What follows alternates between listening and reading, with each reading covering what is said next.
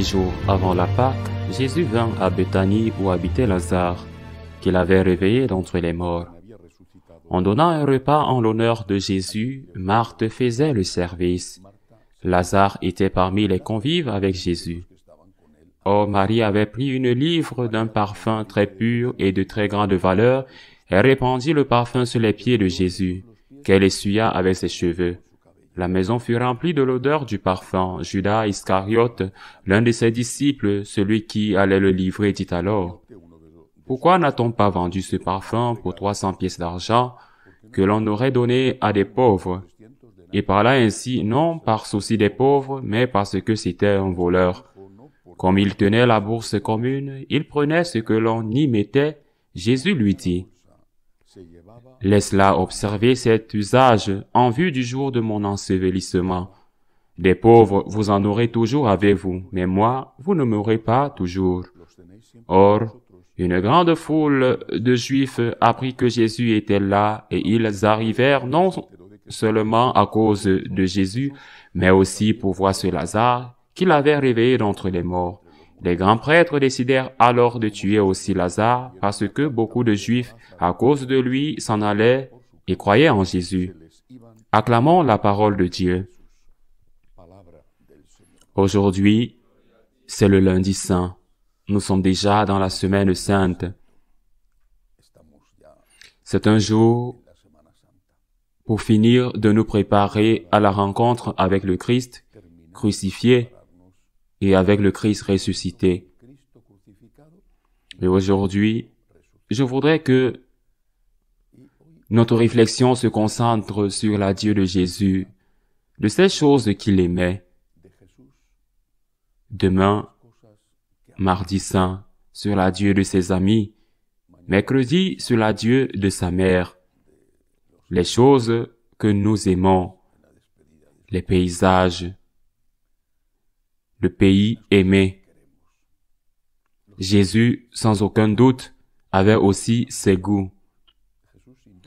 Il avait aussi ses goûts en matière de nourriture, il avait aussi ses paysages.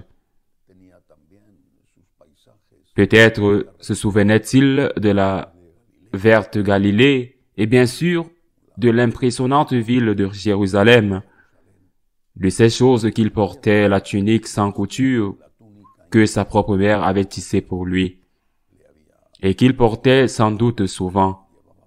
Il la portait lorsqu'il a été saisi dans le jardin des Oliviers. Nous aussi, nous avons parfois besoin de nous souvenir de ces choses, ou d'avoir ces choses, d'être dans notre maison, de manger un certain plat. Nous avons envie de vivre, d'entendre le son des voix dans notre propre langue. Mais que pouvons-nous retenir de cet adieu? Que tout passe, et que nous devons apprendre à apprécier ce qui reste pour toujours. Jésus est sur le point de mourir, et en tant qu'être humain, il a de l'affection non seulement pour les personnes, bien sûr, plus importantes que les choses, mais aussi pour tout le reste. Pensons à la situation dans laquelle nous nous trouvons et apprécions ce que nous avons dans cette perspective. Parce que parfois, peut-être trop souvent, nous donnons trop d'importance aux choses et tout va rester ici. Tout, cette œuvre d'art, cet argent à la banque, cette maison, tout passe, tout passe. Et quand vous le voyez dans cette perspective de fin, vous réalisez que vous vous y êtes peut-être trop attaché et que vous y avez peut-être mis votre cœur, votre intérêt, votre temps, parfois même en sacrifiant des personnes, en consacrant plus de temps à ces choses qu'à la famille. Tout passe. Qu'est-ce qui ne passe pas? La vie éternelle. Donc, Dans cet adieu de Jésus qu'il a sans doute commencé à faire, en sachant que son heure était déjà venue et qu'il ne lui restait plus qu'un lundi saint, il lui reste 3 jours avant d'être fait prisonnier. Dans cet adieu, faisons de même en faisant un examen de conscience. Mettons-nous à la place de Jésus qui dit adieu aux choses qu'il a aimées. Je répète, des paysages, de tout ce que Dieu nous a donné et qui est bon, mais qui dit adieu sans douleur et en sachant que l'important est la vie éternelle. Faisons de même, mettons-nous à la place de Jésus.